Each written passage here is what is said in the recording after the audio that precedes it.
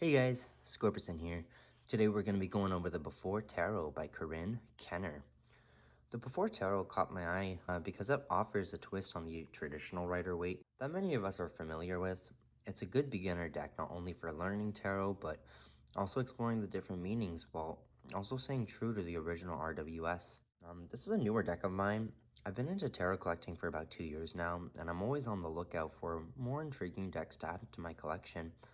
I enjoy the context you gain, whether it be subtle changes or completely different artworks altogether. With different decks come different meanings, so without further ado, let's get into it.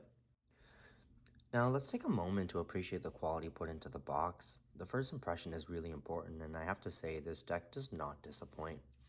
The box is sturdy, well constructed, which is crucial for keeping cards safe and protected. It has a magnetic closure on the side that adds a little touch of luxury, has those golden and blue embossments on both the back and the front. Inside, you'll find an insert that holds the card securely in place, as well as a sneak peek of how the artwork differs from the original. There's also a guidebook that not only explains the artwork, but it shows the original RWS variants over the years, as you can see probably here. It's not just a box, it feels like a keepsake that you want to display over your shelf. Overall, the presentation is good. My only complaint is the insert that holds the cards in place specifically. As you can see, I don't have them in there right now. Every time I open them, they just fall out. I find it's made of cheaper materials, and if you look closely, you'll see a little dent on the corner here. There's even one on the corner on the back. I think it may have to do with the inner insert not withstanding the transportation. Sorry, that's my cat. The deck, on the other hand, they held up really nice. So without further ado, let's talk about the artwork. Originally, I didn't like the back of the card when I ordered them online. They kind of looked tacky, but it wasn't until I saw them in person where I really started to appreciate the detail they put in here.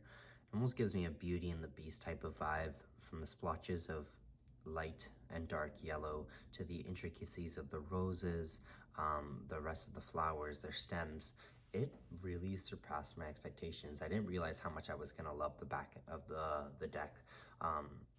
In terms of usability, I found that the Before Tarot works well for not only just readings for others, but personal reflection, shadow work.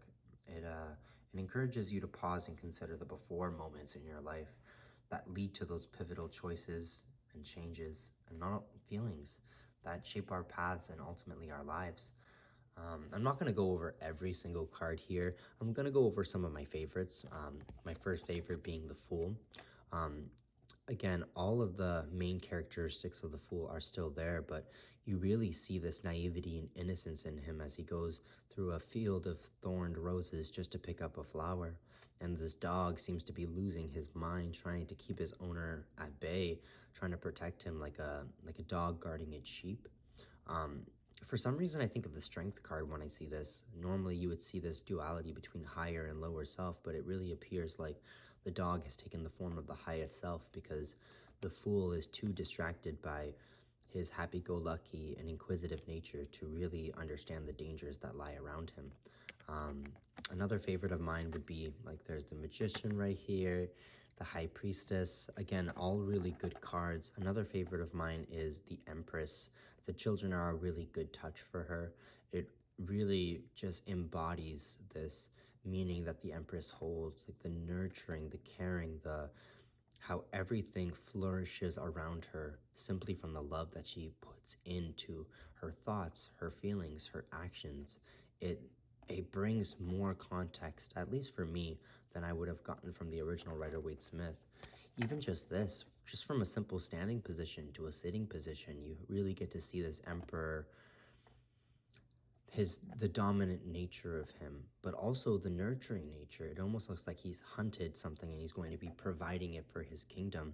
And he, like, it's just, again, lots of context here. Very subtle, but the Hierophant's crown is above him, about to be put onto him, signifying that he's had to do something rather significant in order to achieve this highest of selves.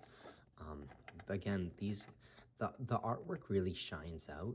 It looks very similar to the original writer Waite Smith, but you really get to see the specific art style that this artist has in it. It's really pleasurable to see. Love the strength card, love the she's about to tame the beast, but it's the moment before, you know?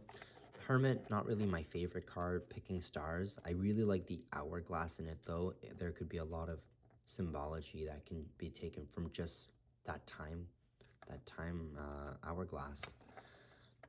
Some of the cards have a little bit less detailing in terms of their intricacies, but I feel like depending on what kind of reader you are, you'll gravitate towards different cards here. Again, Justice, you got to see that on the guidebook there. The Hanged Man, very subtle differences, but it really makes its point.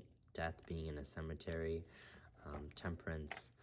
It's just even the card stock, I would say, it's not too thin. No, it's very thin. It's very thin.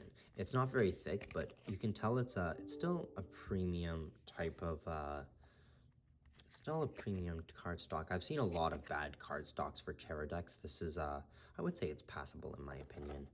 Well, my favorite card here is the Tower. The reason being it's like, oh wow, really funny. It's the moment before the tower was standing up before it got shattered into two. But it really shows, at least for me, you see these people walking over to the building. The building for me represents yourself before, and it appears like, at least in this, that there are certain people who don't want you to change, that don't want you to shed this old self, that don't want you to achieve your higher self. And it's just really telling. The Star, again, very subtle what they've done, but it really makes the point. This is a really good deck. I feel like there can be a lot more meanings or even just interpretations just from these subtle changes in the decks. There's Judgment.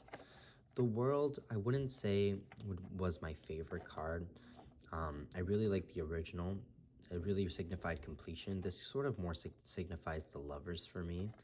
But then again, there's so many gems in these decks that even though there's some that may not pull out as your favorite, or you'll be confused as to some of them, for example, like the Magician with the monkey, like some of them are a little bit nuanced, I would say, but this is a really good deck.